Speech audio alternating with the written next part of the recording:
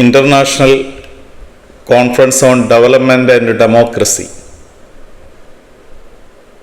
വികസനവും ജനാധിപത്യവും, അത് സംബന്ധിച്ച അന്താരാഷ്ട്ര സെമിനാർ കേരള സംസ്ഥാനത്തിൻ്റെ പ്ലാനിംഗ് ബോർഡ് സംഘടിപ്പിച്ച പ്രസ്തുത സെമിനാറിൽ മുഖ്യാതിഥികളിൽ ഒരാളായിരുന്നു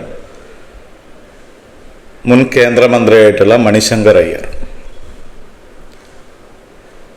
മണിശങ്കർ അയ്യർ ആ പ്രസ്തുത പരിപാടിയിൽ പങ്കെടുത്തുകൊണ്ട് നടത്തിയ ചില പരാമർശങ്ങൾ നമ്മുടെ നവമാധ്യമങ്ങളിലെല്ലാം വലിയ ചർച്ചയായിട്ട് മാറിയിട്ട്. അതിൻ്റെ ഒരു കാരണം ഇപ്പോഴും കോൺഗ്രസ് വർക്കിംഗ് കമ്മിറ്റിയിലെ ക്ഷണിതാവായ അദ്ദേഹം കേരള മുഖ്യമന്ത്രിയെ പ്രകീർത്തിക്കുകയും ഇടതുപക്ഷത്തിൻ്റെ തുടർഭരണം പിണറായി വിജയൻ്റെ നേതൃത്വത്തിൽ സംഭവ്യമാകും എന്ന് പ്രത്യാശിക്കുകയും ചെയ്തു. ഇത് സ്വാഭാവികമായിട്ടും കോൺഗ്രസ് അനുഭാവികളിൽ, വലതുപക്ഷ നേതാക്കളിൽ അല്പം അതൃപ്തി മണിശങ്കർ അയ്യരോട് ഉണ്ടാക്കിയിട്ട്. എന്നാൽ മണിശങ്കർ അയ്യർ പറഞ്ഞ കാര്യങ്ങളിലേക്ക് ഇവരാരും വരുന്നില്ല എന്നുള്ളതാണ്.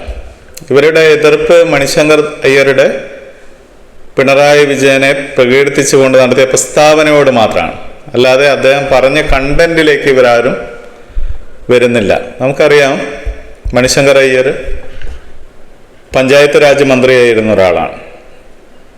അപ്പം പഞ്ചായത്ത് രാജ് ലക്ഷ്യം വെക്കുന്നത് തന്നെ സ്വയം സമ്പൂർണമായ ഗ്രാമങ്ങളെ ഉണ്ടാക്കുക എന്നുള്ളതാണ്. അതായത് സെൽഫ് ഗവർണൻസ്, സ്വയംഭരണ ഗ്രാമങ്ങൾ, സുസ്ഥിരമായിട്ടുള്ള വികസനം സാധ്യമാകുന്ന ഗ്രാമങ്ങൾ, ഗ്രാമീണ ജനതയുടെ രാഷ്ട്രീയവും സാമൂഹികവുമായ ശാക്തീകരണം, ഇതൊക്കെയാണ് പഞ്ചായത്ത് രാജ് കോൺസെപ്റ്റിൻ്റെ അടിസ്ഥാനം എന്നുള്ളത്. അതിനുവേണ്ടി അധികാരത്തെ വികേന്ദ്രീകരിക്കുക, അതായത് താഴെ തട്ടിൽ കേന്ദ്രീകൃത അധികാരത്തെ വികേന്ദ്രീകരിക്കുക, പ്ലാനിങ്ങിൽ ഉൾപ്പെടെ ജനങ്ങളെ പങ്കാളികളാക്കുക, ഇതൊക്കെയാണ് ശരിക്കും പഞ്ചായത്ത് രാജിൻ്റെ ലക്ഷ്യങ്ങൾ എന്നുള്ളത്. അപ്പം അത് തീർച്ചയായിട്ടും ഒരു ഗാന്ധിയൻ ആശയമാണ്. ഗാന്ധിയിൽ നിന്നാണ് ഇത്തരം ചിന്തകളുടെ തുടക്കം ഇന്ത്യയിൽ എന്ന് നമുക്ക് പറയാം. ഗാന്ധിയൻ ഐഡിയോളജിയാണ് ജനങ്ങളെ ആകർഷിക്കുകയും ഇന്ത്യ മുഴുവൻ അദ്ദേഹത്തിന് ആരാധകരെ ഉണ്ടാക്കുകയും അദ്ദേഹത്തിന് ഇന്ത്യൻ ജനതയെ സവിശേഷമായ രാഷ്ട്രീയ ലക്ഷ്യങ്ങൾക്കനുസരിച്ച് ചലിപ്പിക്കാൻ കഴിഞ്ഞതും ഇത്തരം ഒരുപാട് തത്വാധിഷ്ഠിതമായ നിലപാടുകൾ കൊണ്ടാണ്. അപ്പം അത്തരത്തിലുള്ള ഒരു നിലപാടാണ് സ്വരാജ് എന്നുള്ളതും ഗ്രാമസ്വരാജ് എന്നുള്ളതും അധികാര വികേന്ദ്രീകരണം എന്നുള്ളതൊക്കെ. അപ്പം മണിശങ്കർ അയ്യർ പറഞ്ഞ കാര്യം, ഈ ആശയം ഏറ്റവും പ്രാവർത്തികമാക്കിയ ഒരു സമൂഹം കേരളമാണ് എന്നുള്ളതാണ്. അതിന് ചുക്കാൻ പിടിച്ചത് ഇടതുപക്ഷ ഗവൺമെൻറ്റുകളാണ് എന്നുള്ളതാണ്. ഒരു സംശയമില്ലാത്ത കാര്യമാണ്.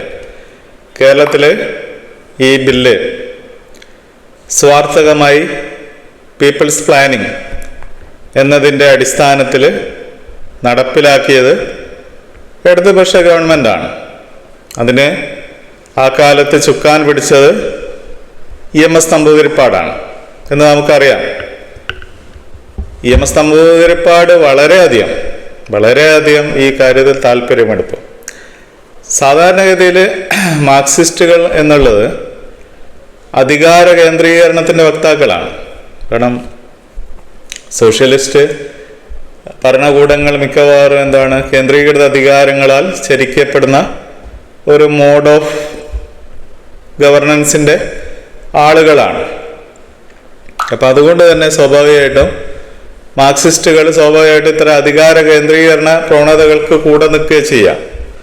പക്ഷേ നമുക്കറിയാം, സോഷ്യലിസ്റ്റ് പരീക്ഷണങ്ങൾ ലോകത്തിൽ അങ്ങോളം ഇങ്ങോളം പരാജയപ്പെട്ട സാഹചര്യത്തിൽ വികസനത്തെക്കുറിച്ചും അതേപോലെ തന്നെ ഗവർണൻസിനെ കുറിച്ചുമൊക്കെ വ്യത്യസ്തമായ ഒരുപാട് കോൺസെപ്റ്റുകൾ വിപുലീകരിക്കാൻ തുടങ്ങി. സോഷ്യലിസ്റ്റ് ഫ്രെയിംവർക്കിനുള്ളിൽ ഈ രൂപത്തിൽ എന്താണ് ആശയങ്ങൾ വിപുലീകരിക്കാൻ തുടങ്ങി വികസനം. അപ്പം അതുമായി ബന്ധപ്പെട്ട് കേരളത്തിൻ്റെ അല്ലെങ്കിൽ ഇന്ത്യയുടെ സവിശേഷ സാഹചര്യത്തിൽ ഏത് മാതൃക നമുക്ക് പിൻപറ്റാം, അല്ലെങ്കിൽ ജനപക്ഷ രാഷ്ട്രീയത്തെ ഏത് രൂപത്തിൽ വികസിപ്പിക്കാം എന്നതിൻ്റെ അടിസ്ഥാനത്തിലാണ് എന്ത് ചെയ്തത്, പഞ്ചായത്ത് രാജ്, ത്രിതല പഞ്ചായത്ത് രാജ് സംവിധാനങ്ങളെ അധികാര വികേന്ദ്രീകരണത്തെയൊക്കെ എംപവർ ചെയ്യാൻ നമ്മൾ ശ്രമിച്ചത്.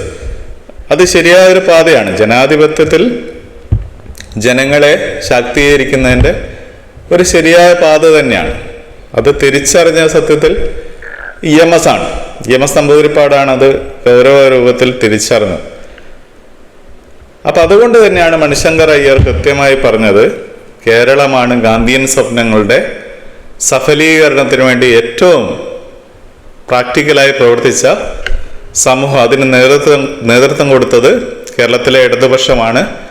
അതുകൊണ്ട് തന്നെ ഇന്നത്തെ സവിശേഷ സാഹചര്യത്തിൽ നമുക്കറിയാം, ആഗോളവൽക്കരണത്തിൻ്റെ സൈഡ് എഫക്ട്സ് ഏറ്റവും ശക്തമായിട്ട് നടമാടുന്ന ഒരു കാലത്ത് നമ്മൾ എന്ത് ചെയ്യണം, വെൽഫെയർ പൊളിറ്റിക്സിൽ നിന്ന് പൂർണ്ണമായിട്ടും വിട്ടുപോകാതെ ജനങ്ങളുടെ താല്പര്യത്തിനൊപ്പം നിൽക്കണമെങ്കിൽ അതിനൊരു വ്യവസ്ഥാപരമായ സപ്പോർട്ട് വേണം, അല്ലെ ഭരണപരമായ സപ്പോർട്ട് വേണം. ആ സപ്പോർട്ടാണ് ഈ ഫ്രെയിംവർക്ക് എന്നുള്ളത്.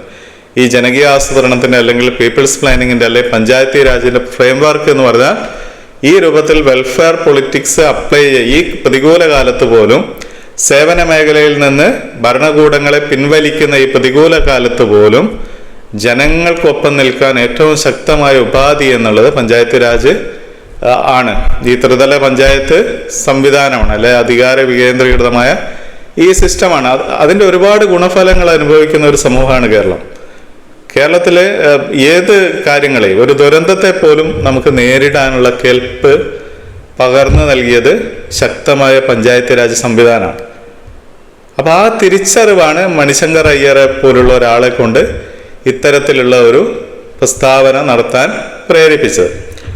പൊതുവെ വലതുപക്ഷത്തിനുള്ള ഒരു പ്രശ്നം എന്താണെന്ന് പറഞ്ഞാൽ, അവരെല്ലാം അധികാര കേന്ദ്രീകരണത്തിൻ്റെ വക്താക്കളാണ്. കേരളീയ വലതുപക്ഷം അത് തന്നെയാണ്.